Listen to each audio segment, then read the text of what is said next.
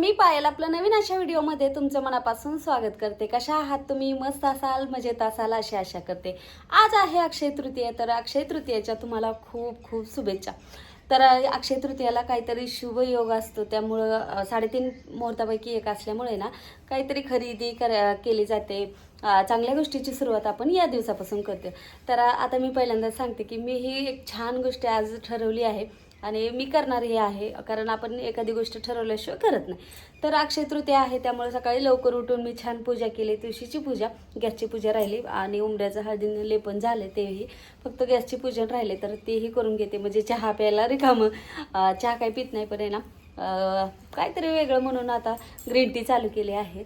आणि उन्हाळा खूप आहे, आता मी पूजा करत होते तरी पण सकाळचं वातावरण आहे, तरी पण इतकं गरम होते बघा। आता मग दुपारी तर आता किती गरम होणार आहे। तर आता 7:30 वाजलेत, तर 7:30 वाजेपर्यंत माझं आज आवरलं, कारण लवकर उठले होते। कारण अक्षय तृतीया म्हटल्यावर एक सणासारखं असतं आणि छान आवरलंही आहे। आज आवरून केले, असं बऱ्यापैकी मी आवरत नाही, तसंच आपलं जे रोजचे कपडे असतात त्याच्यावरच मग करून घेते। पण म्हटलं चला आता थोडंसं वेगळं हे आपल्यालाही चेंज केलं की आपल्यालाही बरं वाटतं, त्यामुळे तसं केलं आणि घरात हे सगळं आवरून घेतले। त्यासाठी लवकर मला उठावं लागलं। आता फक्त स्वयंपाक करायचा, तर आता माझ्या डोक्यात काय अजून पुरणपोळी करावी का श्रीखंडपुरी आणि आमरस तर असणारच आहे आज। मग बघू आता कसं कसं नियोजन होते, पण हे तर आवरून घेतलं म्हणजे मला आहे ना असं दिवसभर छान। आणि मी आज अक्षय तृतीयेची छान छोटीशी पूजा मांडणार आहे, पण त्याला साहित्य थोडंसं घेऊन यावं लागेल बाजारात जाऊन। तर काल काही जाणंच झालं नाही, कारण काल पाहुणे आले होते, तर मग ते पाहुणे आल्यामुळं मग बाहेर तर काय जाता आलं नाही। तर म्हटलं अक्षय तृतीयेच्या दिवशी आपल्याला काय काय खरेदी करायची असते, तर त्याही गोष्टी आणता येईल जाऊन आणि मग पूजाही करता येईल। तर पूजेतही ते साहित्य आणलेलं ठेवायचं असतं, मग छान पूजा होती। तर चला मग आजचा दिवस कसा आहे मी तुम्हाला दाखवते, आणि आज काय काय होते तेही तुम्हाला दाखवते। अक्षय तृतीया म्हणजे भगवान विष्णू देवांना समर्पित असा दिवस। या दिवशी भगवान विष्णू, लक्ष्मी देवी, कुबेर देवता या सगळ्या देवांची पूजा केली जाते। तसंच आपल्या पितरांचंही स्मरण करून त्यांचीही पूजा केली जाते। तर इथं मी आहे ना तुळशीचं सकाळी पूजन करून घेते, आणि या दिवशी आपल्याला विष्णू देवांना तुळस व्हायची असते, त्यामुळं तुळशी मी अगोदरच तोडून ठेवली होती। आणि रविवार असल्यामुळं तसंही तुळशीला हात लावत नाही, तुळशीला पाणीही घालत नाहीत, त्यामुळं पाणीही मी घातलं नाही तुळशीला। फक्त जे शालिग्राम आहेत त्यांना धुवून त्यांची पूजा केली। आणि आता इथं बेलाचं झाड आहे, तर बेलाच्या झाडाखाली मी महादेवाची पिंड ठेवली आहे आणि तिची मी दररोज पूजा करते। तर आजही मग हळदीच्या पाण्याने मी त्यांना अभिषेक घातला, साध्या आपलं पाण्याने, आणि छानशी त्यांची पूजा करून घेतली। अक्षय म्हणजे कधीही न संपणारे। या दिवशी केलेले पुण्य, दान, जप आणि शुभ कार्य याचे फळ कायम वाढत राहते असं म्हणलं जाते। मग आपण कुठलीही गोष्ट करू या दिवशी, तर तिचं फळ आपल्याला छान मोठ्या मिळतं असं म्हणतात। आता अक्षय तृतीया हा दिवस आहे ना पौराणिक घटनेनुसार अत्यंत शुभ मानला जातं, कारण या दिवशी खूप साऱ्या गोष्टी एकत्र आल्या आहेत, त्यामुळे या दिवसाला महत्त्व प्राप्त झालं आहे। भगवान विष्णुदेवांनी परशुरामाचा अवतार घेतला होता याच दिवशी। पांडवांना अक्षय पात्र याच दिवशी मिळालं होतं। माता लक्ष्मीच्या प्राप्तीसाठी या दिवस महत्त्वाचा असतो। तसंच त्रेतायुगाची सुरुवात ही याच दिवशी झाली होती। नंतर बसवेश्वर स्वामींची ही जयंती याच दिवशी असते। तसंच अन्नपूर्णा जयंती ही या दिवशी साजरी केली जाते। मग एवढ्या सगळ्या गोष्टी असल्यामुळं या दिवसाला आहे ना महत्त्व प्राप्त होणारच ना, त्यामुळं मग या दिवसाला महत्त्व असल्यामुळे आपल्याला या दिवशी काय काय गोष्टी काय काय करायचं असते हे मी तुम्हाला सांगते। तर आता आपण मी जिथं असते तिथं विष्णुदेव असतात, म्हणून आहे ना दोघांचीही आपल्याला पूजा करावी लागते। आता विष्णुदेवांची पूजा म्हणजे तुळशीची पूजा झाली पाहिजे। तसंच आपल्या घरामध्ये नकारात्मकता, सकारात्मक ऊर्जा सगळी दरवाजातूनच येते, म्हणजे आपल्या उंबऱ्यावरून। मग उंबरा पूजन तर झालं पाहिजे, आणि लक्ष्मी आपल्या उंबऱ्यातूनच येते असं म्हणलं जातं, त्यामुळं आपला उंबरा असा छान नीटनेटका आणि स्वच्छ ठेवला पाहिजे असं म्हणलं जातं। त्यामुळं आणि हळद हे खूप गुणकारी आहे, त्यामुळं आहे ना हळदीनं लेपन केलं जातं। आता याला किती महत्त्व आहे मी अनेक व्हिडिओमध्ये तुम्हाला सांगितलं आहे, पण काय ना सणा दिवशी हे माझं ठरलेलं शेड्यूल असतं। म्हणजे ह्या गोष्टी झाल्याशिवाय आपल्याला आहे ना कसं एवढं छान वाटत नाही, सण असल्यासारखं वाटत नाही, त्यामुळं आपण हे आवर्जून करतो। आणि हे केल्यानंतर खरंच खूप छान आपल्यालाही वाटतं, आणि आपल्या घरी कुणी आलं ना त्यांनाही वाटतं। आता या गोष्टी केल्यानंतर आपल्या घरातच काय आपल्या असं वाटतं की आपल्या जीवनामध्ये खरंच सुख समृद्धी वाढ होईल असा पॉझिटिव्ह विचार तरी माणूस करायला तयार होतं. त्यामुळं मग सकाळी लवकर उठून आपल्याला छान देवघर स्वच्छ करायचं असतं. आपल्या घरामध्ये आता मी हळद आणि गोमूत्र, गंगाजल हे टाकते आणि त्यानंतर घरही छान पुसून घेते. तर त्यामुळं आहे ना आपल्या घरामध्ये स्वच्छताही राहते, कीटकही येत नाहीत असं म्हणलं जातं. तर आता इथं मी छान उंबऱ्याची पूजन करून घेतले आणि दरवाजामध्ये आहे ना गोपद्म या दिवशी काढलं जातं. तसंच आहे ना मी आता जे माझ्याकडे लक्ष्मीचे पावलं आहेत ना त्याच्यावर छान चिन्ह आहेत तर ते दोन्हीकडं काढलं आहे.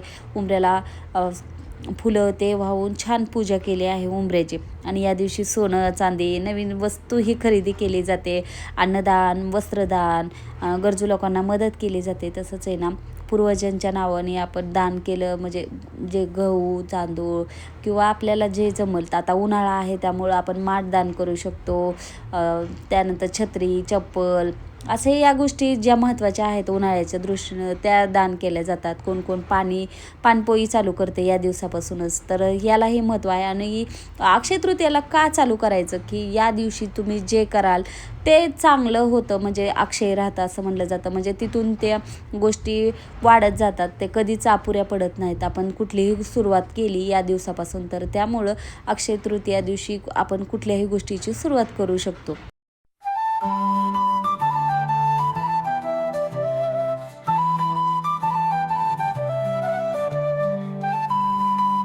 आपल्या घराचा मुख्य दरवाजा असतो त्याच्यावरही आपल्याला हळदी कुंकाने किंवा तुम्ही चंदनाने ना स्वस्तिक काढायचं आहे, शुभ लाभ लिहायचा आहे.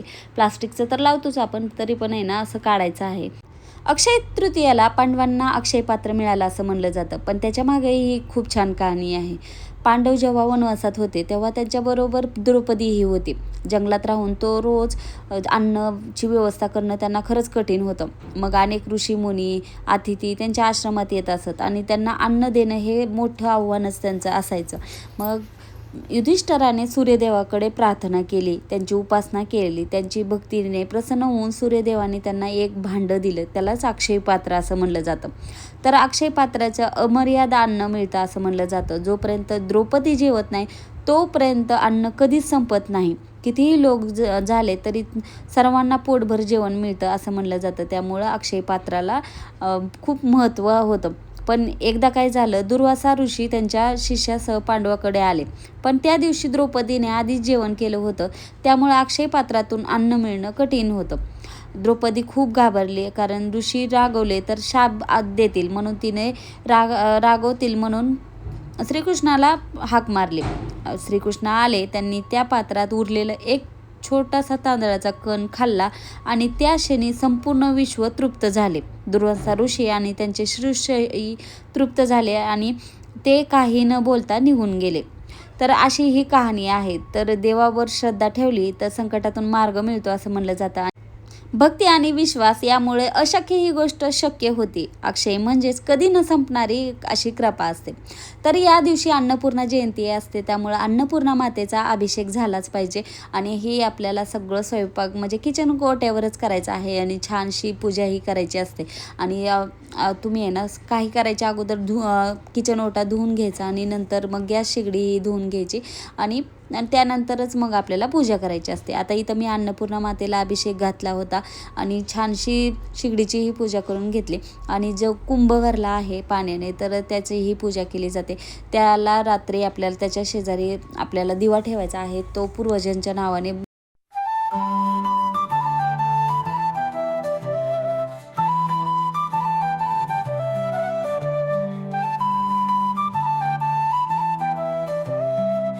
पितरांच्या नावाने आपण आहे ना दिवा लावू शकतो. तर ते संध्याकाळी दिवा ते लावायचं. पण आज छान अक्षय तृतीया असल्यामुळे ना खरेदीही केली जाते. पण आता खूप महागाई वाढली म्हणलं आता खरेदी म्हटलं की जरा थोडंसं हे होतं.